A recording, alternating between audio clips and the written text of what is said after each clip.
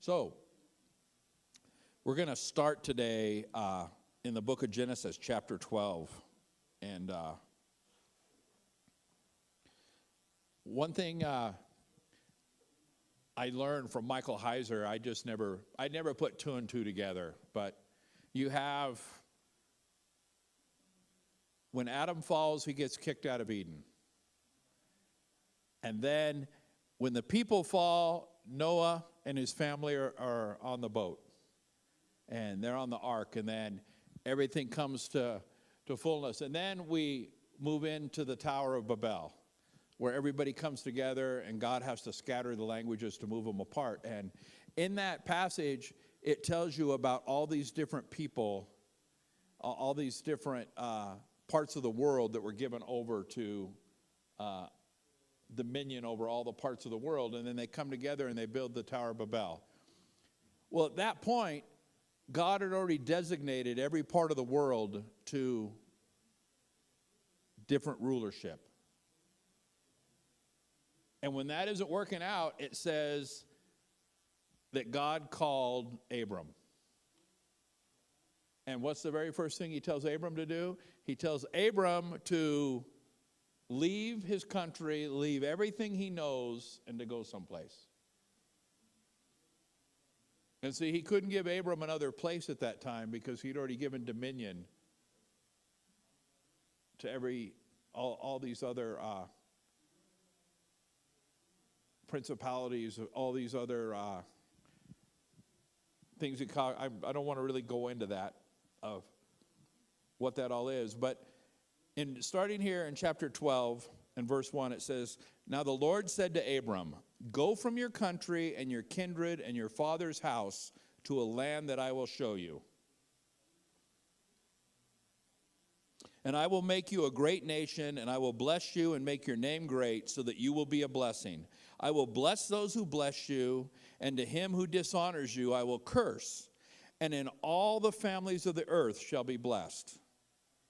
So Abram went as the Lord told him, and Lot went with him. And Abram was 75 years old when he departed Haran. And Abram took Sarai his wife, and Lot his brother's son, and all their possessions, and all they had gathered, and all the people they had acquired in Haran, and they set out to go to the land of Canaan, where they would come to the land. When they came to the land of Canaan, Abram passed through the land of a place called Shechem, to the oak of Moreh. And at that time the Canaanites were in the land. And the Lord appeared to Abram and said, "To your offspring I will give this land." So he built there an altar to the Lord who had appeared to him. And from there he moved to the hill country on the east of Bethel and pitched a tent, with Bethel on the west and Ai on the east. And there he built an altar to the Lord and called upon the name of the Lord. And Abram journeyed on, still going toward Negeb. How many times do we know that it doesn't matter what we're looking at, it doesn't matter what we can see, it doesn't matter what we're experiencing? When God says something, he's going to do it. Right? God just doesn't waste words. And even though it doesn't make any sense to us so many times, when God says something, God is actually going to do it. And it doesn't matter who's against him. It doesn't matter what's against him. It doesn't matter whether we agree or don't agree. It doesn't matter whether we can figure out how it's going to happen. When God says something, it's there. And I think so many times we try and say, well, yeah, God said that, and maybe we can laugh, or maybe we can shrug it off, or maybe we can say, yeah, right. But the reality is, God is God. He's the creator of the universe. With a word, he spoke, and it was. And so, in chapter 12 and verse 3 here, he says, I will bless those who bless you, and the ones who curse you I will curse. And in all the families of the earth you will be blessed. Do you really, he's talking about Abram.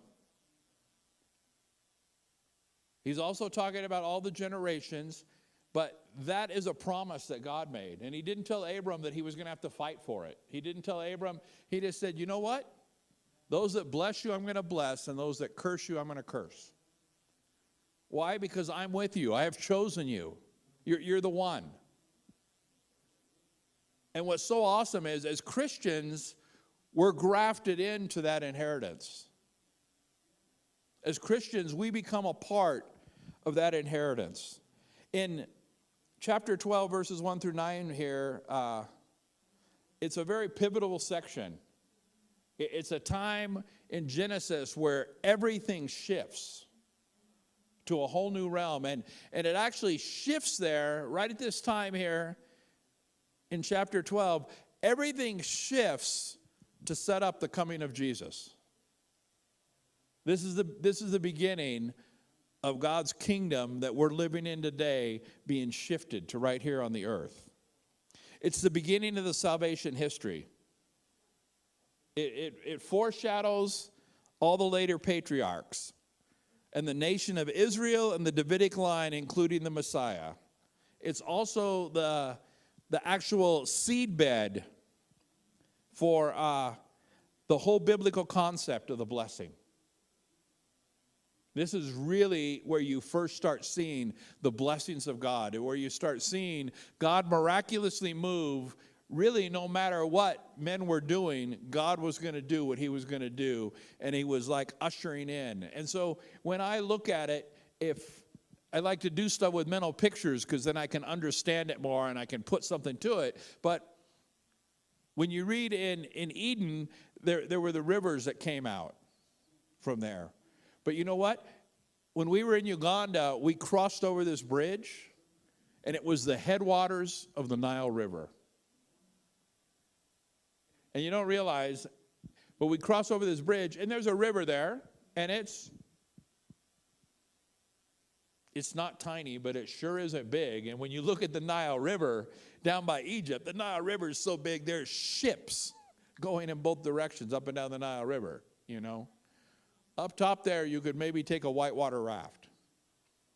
See, and I look at Eden as that very beginning of that river in life.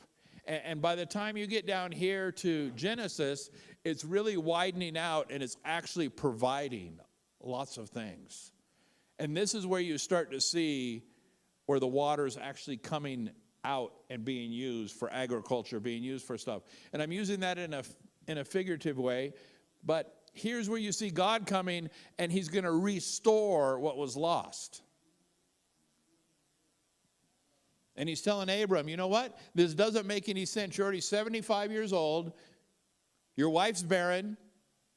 Everything you've known, everything you've inherited, everything that's gone back for generations, I want you just to walk away from all that. Just take what you can carry on your back. Take those that'll go with you, and we're going to go someplace, and I'm going to reestablish you. How many of us today, if God called us just to leave, would just leave everything? If God told you, I don't care about your job, I don't care about what you have, I just want you to pack up what you can in the U-Haul and leave everything else behind, and I just want you to move. And those that want to go with you can go with you, and those that want to stay, just leave them behind, because you're not coming back. How many of us could really do that? It would be hard. It would be hard for almost all of us. But you know what? God told Abram, and it doesn't really show it here. It took a while to make that transition, but the fact is, he just left everything behind.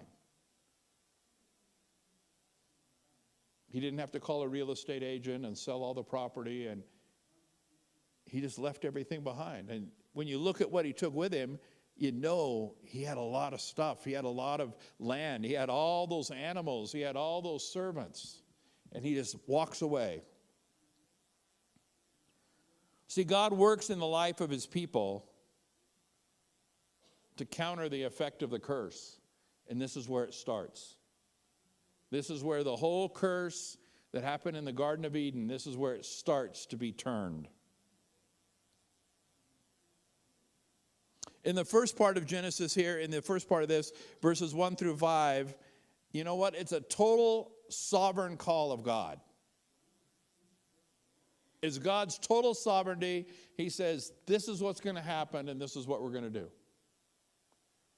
And the awesome part is, Abram just says yes.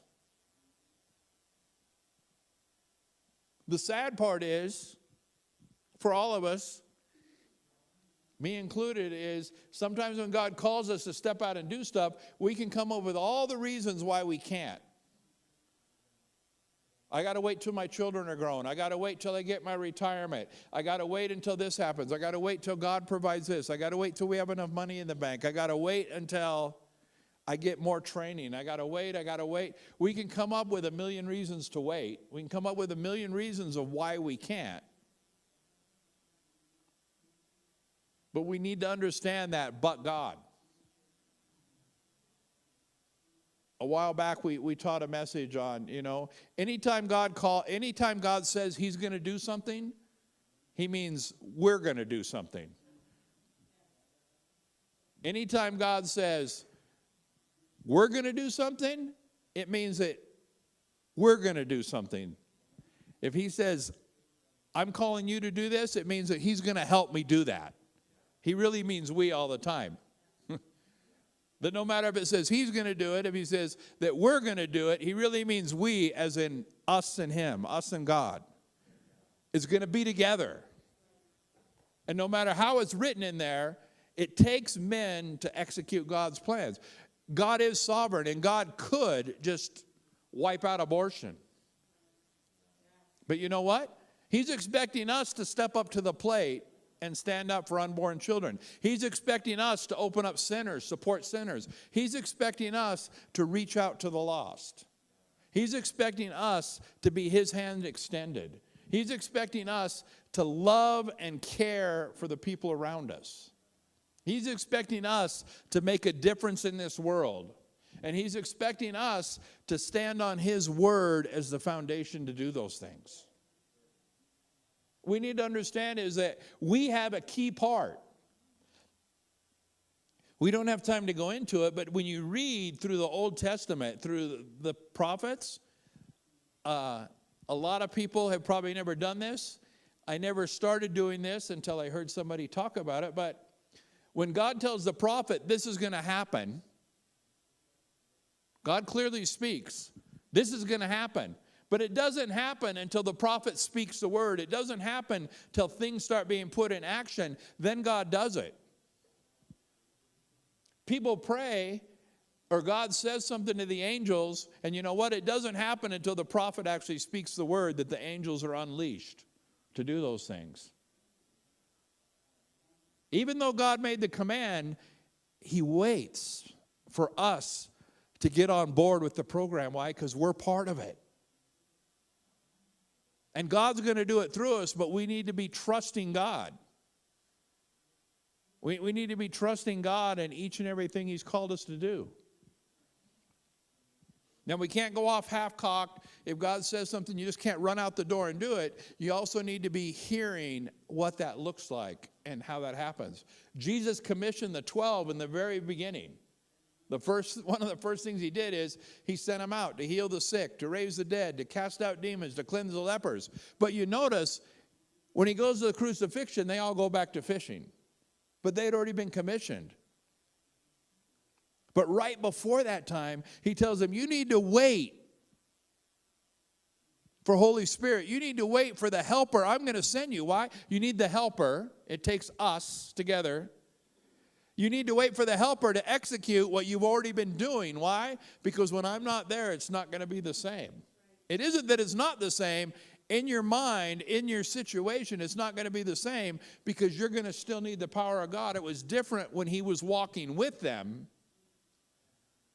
than when he wasn't. And so he had to send Holy Spirit so that we could walk out and he could continually walk with us to do those things. There's nothing God is calling you to do that you can't do. If God's saying you're going to do something, you need to start working towards that end.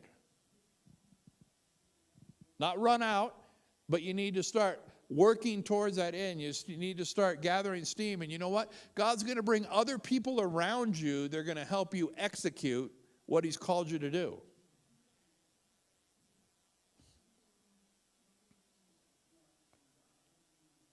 God's command to get out from his family was a test to Abraham. It was a test of his faith. When God said, leave your family, you know what? There are people today that if God told you to leave your family, you'd be saying, hallelujah, there's a God in heaven, I'm out of here. Or God, I can leave this whole branch of my family. Woo! Bring on the pruning. Take that part of the tree off because I want to move on. But the other reality is, if God says, leave your family, that's a non-starter for a lot of us. I can leave these people, but I'm not leaving this person.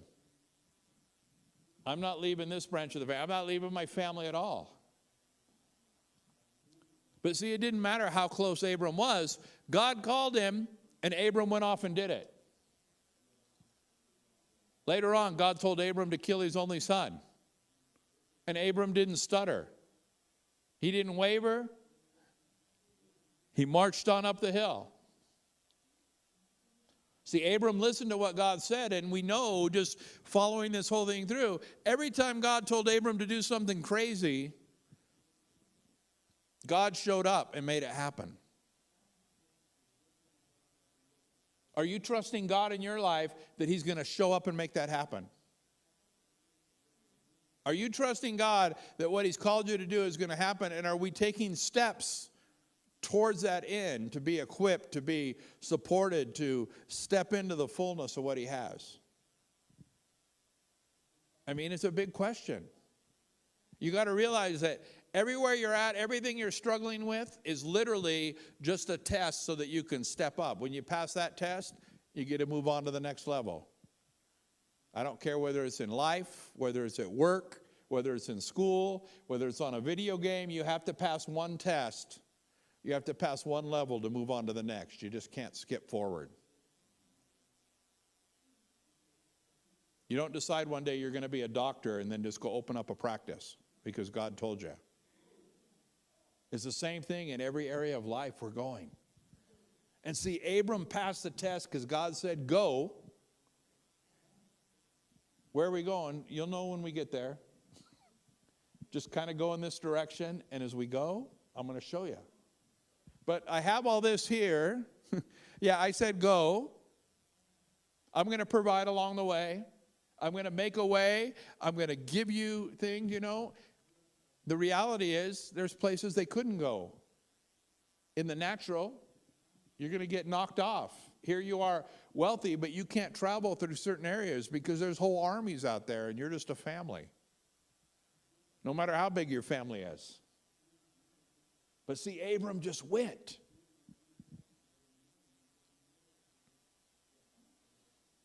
He's called to give up everything that was dear for the unknown.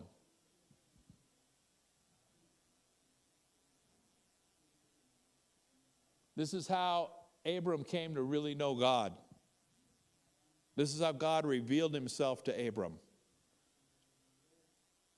And I just want to show you is, even when he released all the people after the flood, what'd they do? They came back together and they went against what God was doing, and he had to separate them all again. And so Abram is the fresh start.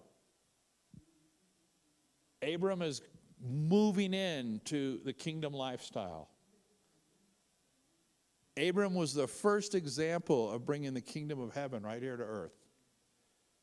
Just go.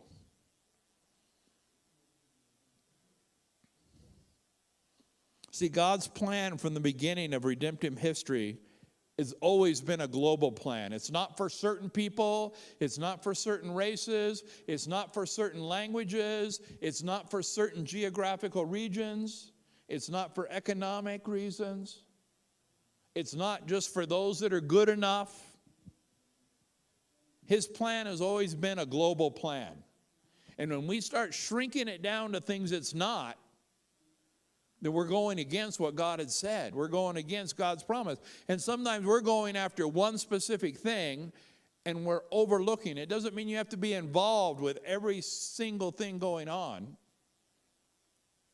But we also can't despise what God is doing. There were one of the groups that were here yesterday that are out of Greeley. the Hellfighters, and at their church, they have a huge homeless ministry. And they have a biker ministry. And they have a music ministry that they're starting up. But the reality is, where they're at, they have a lot of homeless people. So having a homeless ministry makes great sense. It doesn't mean that everybody has to have a homeless ministry. But you know what? It's part of the global. It doesn't mean everybody has to be involved in motorcycle ministry. Well, there were one of the groups here that their main thing is working with the Banditos, 1%er Outlaw Biker Club. And their whole thing is bringing a spiritual presence to the Banditos. And you know what? We're not all called to do that. And you know what? Some of us would never be allowed to do that. And see, it takes a special call. But you can't despise what God has called them to do. It's part of the global thing. And you can't look down on it and say, well, those people aren't worth it because look at all the bad stuff they're doing. The reality is God has called somebody to reach them.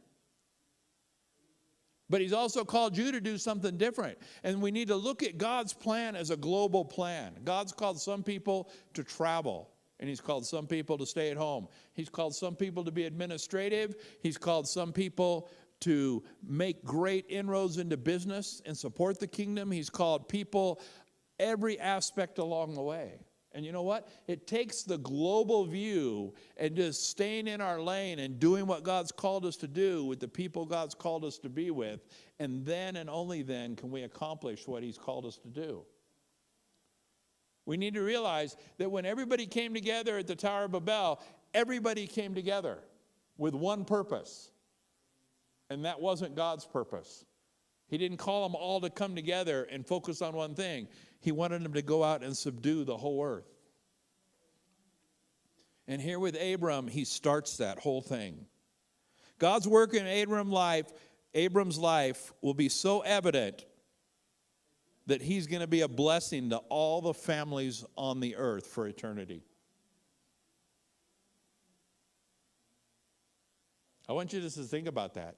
Here, Abram didn't even have a child, and God told him when he's looking up at the stars, when there's no city lights out, he's looking up at the multitude of the stars,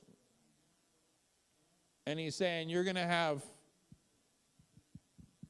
more children than that in your family line. More than the sands on the sea.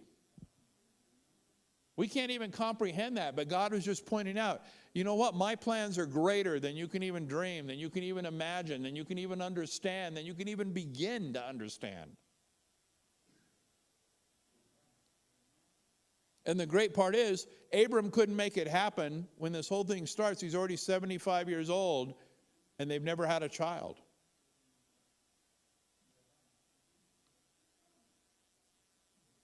How many people here would like to start having kids at 75? And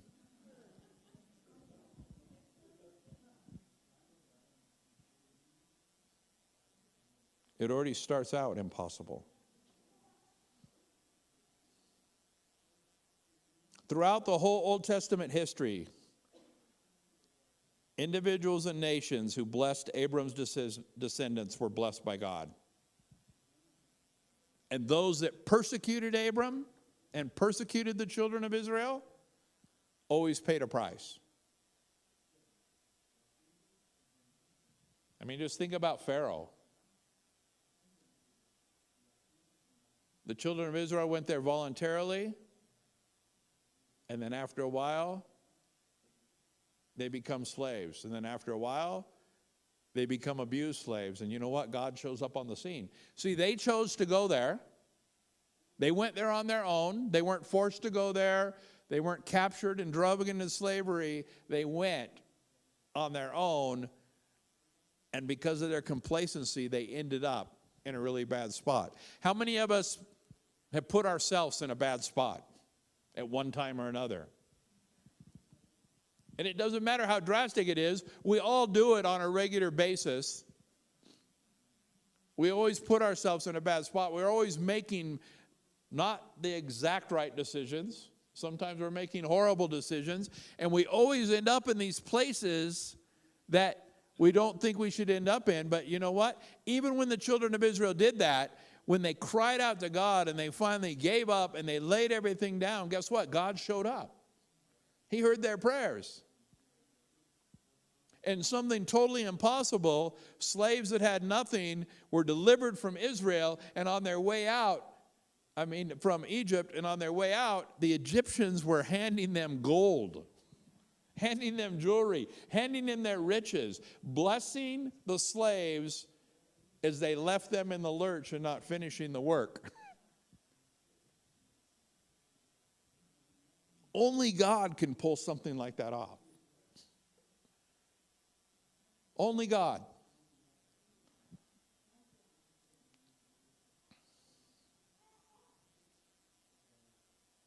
The people they had acquired in Haran, slaves and others who had attached themselves to Abram, also received this protection and this provision.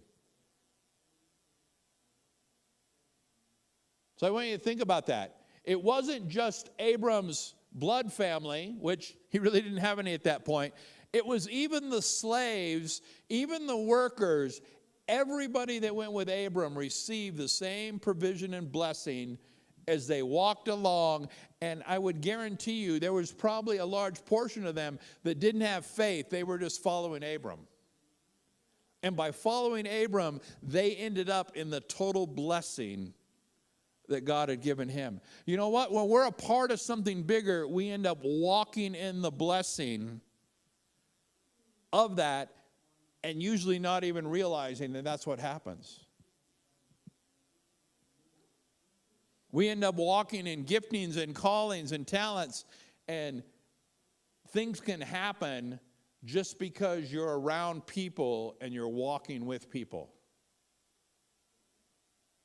I've shared this before, but one time we took everybody on our team were all prophetic voices when we went to Thailand. And guess what? I started prophesying at a level that I've never prophesied before. It doesn't happen all the time. But just like Saul, in the midst of the prophets, it said Saul began to prophesy. And everybody's saying, are you one of the prophets? It has nothing to do with that. It has to do with being in the middle of something God's doing. You get ushered right into it.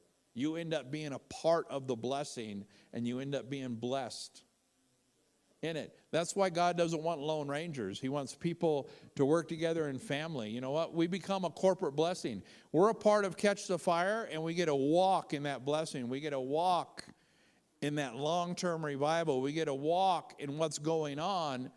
And even though it might not be exactly in the center today, guess what? We're still just as blessed. We still get to walk in the inheritance of something that we actually had nothing to do with, but we get grafted in. We can walk out what God is doing. From Haran to Shechem was a 400-mile journey. That's a long ways to walk with all your kids and all your stuff. And they didn't have trains, planes, and automobiles. I hope before you left you made some really nice sandals. You couldn't go down and get Birkenstocks or...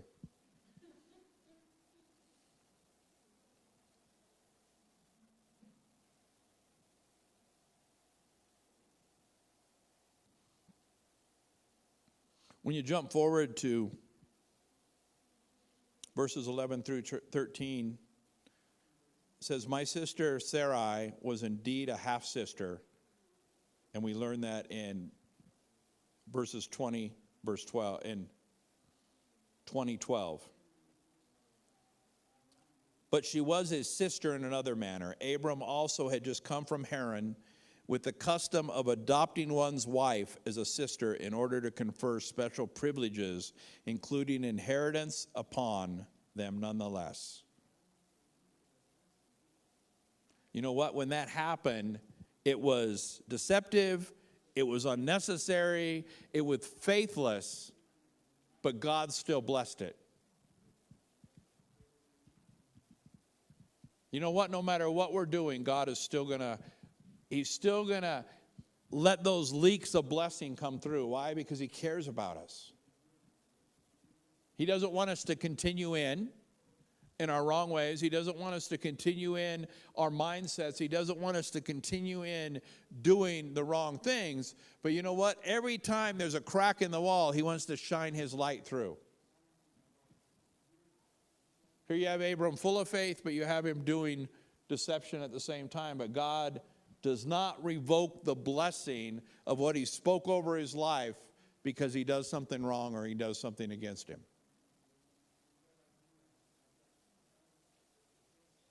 All you're doing is you're cutting off the major part of the blessing. But God's still looking for every leak, every crack to pour blessing out upon us. When you actually figure it out, Abram's journey was 1,500 miles. That's a long ways to walk. And especially with everything and everybody that was with him. So many times God's called us to do something and he's called us to go right down the street. In a really, really long place, he's calling us to go 6 or 8 hours on an airplane to go something and do something. He called Abram and didn't even tell him where he was going to go, and it took 1,500 miles of walking and a huge period of time to get there. Are we willing to wait out God? Just because God says something doesn't mean it's going to happen tomorrow. There's preparation. There's things we have to learn along the way. There's people that we have to gather to be with us to carry out what God's called us to do. There's people we have to walk with. There's lessons we have to learn. There's potholes we're going to fall into. There's scrapes and bruises we're going to get along the way because you know what? We're not perfect. We're not walking. We're not just walking on this little perfectly paved path that has a GPS that we can't step out of the lines. It's our choice to stay on path. It's our choice to keep listening. It's our choice to follow by faith.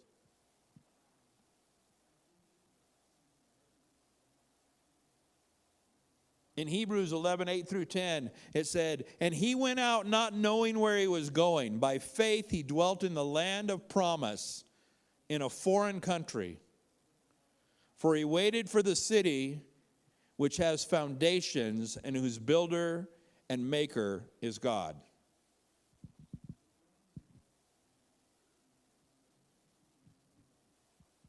So in Hebrews, in the New Testament, looking back, that's how they're describing Abram. Abram wasn't perfect. He didn't do everything right.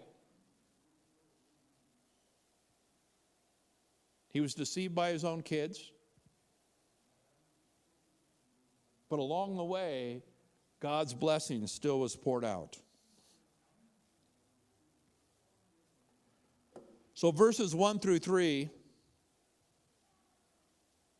Hebrews what? Sorry, Bruno. Hebrews 11, verses 8 through 10.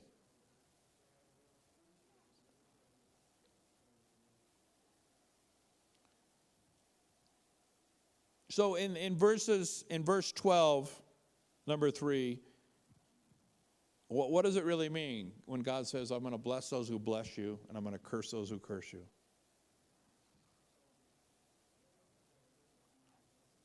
See, verses 1 through 3 are introducing the beginning of God's relationship with Abram. It's kind of amazing that God starts out his whole relationship with that promise. Abram, I believe in you so much. He hadn't done anything. He hadn't taken a step out. I believe in you so much, I'm going to bless those who bless you, and I'm going to curse those who curse you.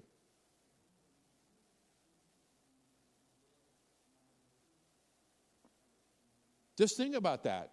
Abram hadn't done anything to earn anything.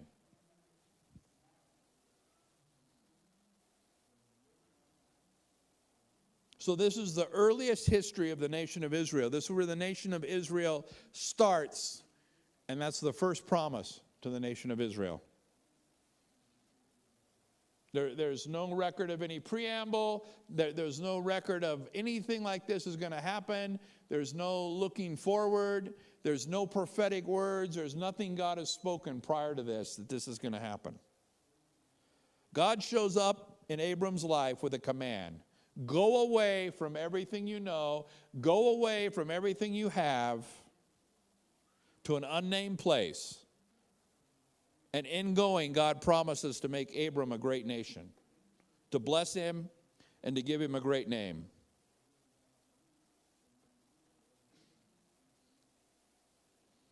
You know what? God continues to do that today. God continues to be a part of that whole promise today.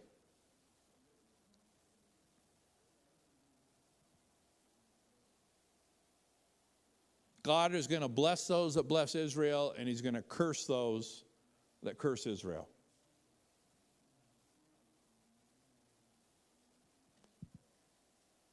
I just want us to think about that.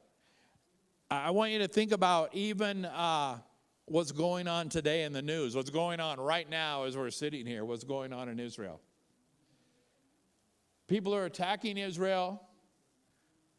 There are people in our government, there's people in governments all over the world that are speaking against Israel. And I got to tell you is, when I read the scripture and I look at from the time of Abram to today, God has never backed down on his promises. He's never backed down on his word. He's never taken a step any way off of that. He doesn't say if they do something wrong, they're going to deserve this. You know what? God's going to defend Israel, and he's going to defend what he gave to Abram for all eternity until his second return. I think we need to, as a whole, we need to take note of that. I don't even like getting political because it just brings all kinds of things that really make no kingdom difference. But I got to tell you is, I guarantee you we're going to see those that are standing against Israel today are going to pay a heavy price. Those that are standing against Israel today, and, you know, God hasn't spoken to me, but I guarantee you that you're going to start seeing economic impact on those countries. You're going to start seeing actual impact on those countries. You're going to start seeing other things in their countries falling apart because they're going against God's word. They're going against God's promise. They're going against what God literally spoke as he started this whole redemption with Abram. We need to be careful.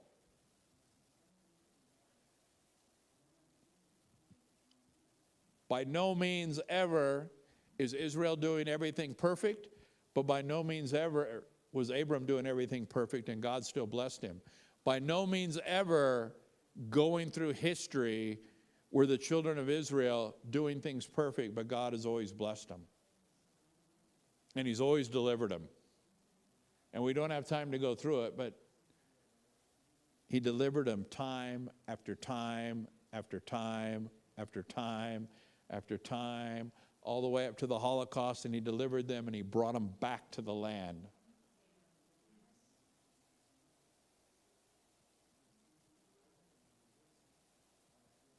He brought them back to the very promise. And you know what? We're grafted into that promise. And we can't stand against what God is doing.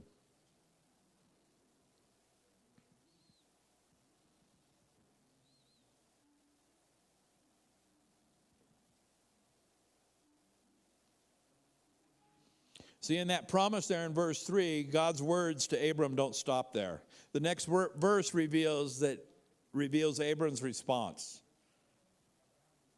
Notice that the only condition for receiving this promise seems to be that Abram goes. You know what? Abram went, so therefore the promise never stops. Why? Because God said do something, and Abram did it. And so you know what? God's promise was to Abram, and Abram did his part. Abram on earth stepped up and did what God called him to do. And so that promise is never going to go away because God made the promise and Abram did what he was told to do. And so there's nothing we can do. There's nothing any bomb can do. There's nothing any army can do. Everybody in the whole entire world could come together and try and wipe Israel off the face of the earth. And you know what? Nobody would be left. Why? Because God made a promise. He said he would never flood the earth again. Never happened. Never will happen. He made a promise to Abram.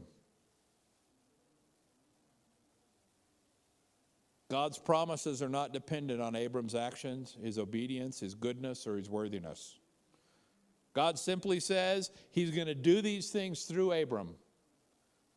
Abram, I want you to go, and this is what I'm going to do.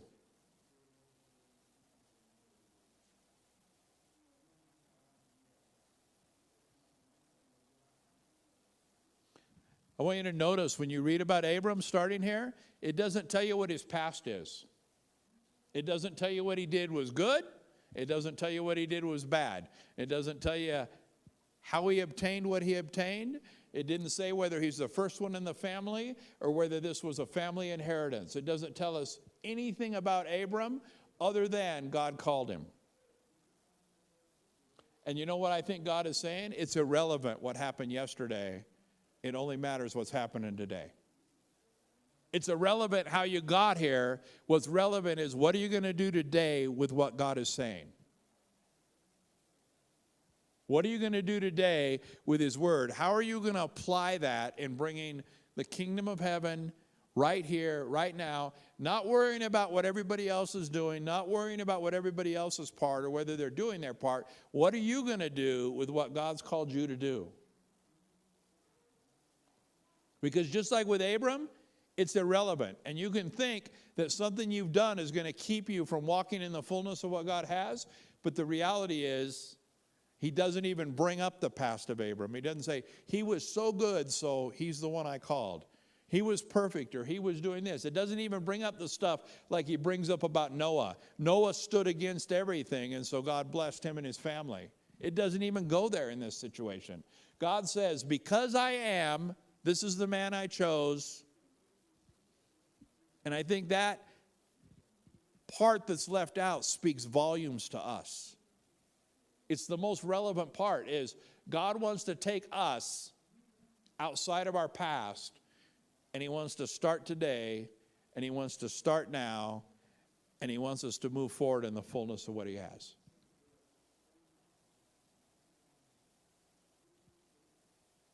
Hey, Erica.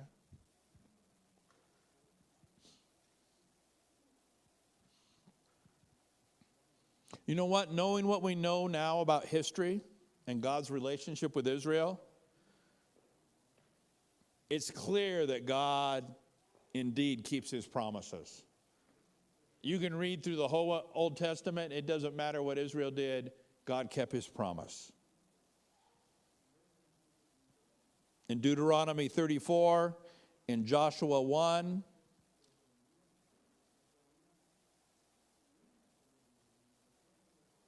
in Hebrews, God's going to do what God's going to do.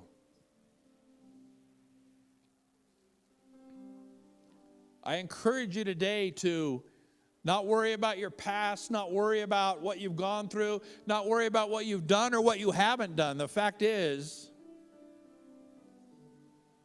that God wants to use each and every one of us to usher in his kingdom. The fact is you're going to see things unroll before your very eyes that if you just look for the promise of God in it, you're going to see those rays of light come through in what's going on there right now. You know what? Israel, in the big picture of things, Israel's a very small speck on the map. The reality is they have a tiny microscopic army compared to those around them. They have low finances compared to those around them. And you know what? I guarantee you they will not be wiped out. I guarantee you they will not be run off the land. I guarantee you that no matter what happens, they are going to go through because of God's promises.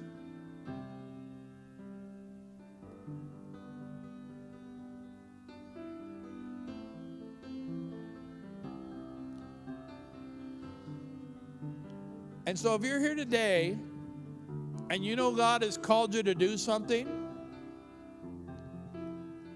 and you haven't stepped up fully, or you've been holding back, or you've been hesitant, or you're letting your mind, or you're letting things, or you're letting education, or you're letting finances, you're letting something hold you back from stepping in the fullness. This morning, I just want you to stand up where you are, and you're just standing up, making a statement like Abram. You know what? God's calling you to go. It doesn't have to be physical. It doesn't have to be long distance. God's calling you to go and to do something, and you haven't done it. And today you're saying, God, I hear what you told Abram, and I just want to go. I no longer want to stay where I'm at. It doesn't matter what you want to take away, what you want me to leave behind. I just want to go, and I want to walk in the fullness of what you have.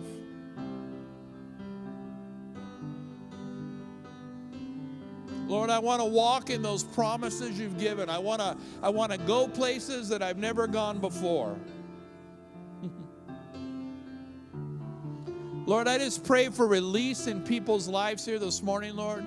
Lord, I just want to silence the voice of the enemy in this room. I want to silence the nagging voices in people's heads that tell them why they can't do certain things. And Lord, I pray that each and every person here, Lord, those sitting and those standing, each and every person here would hear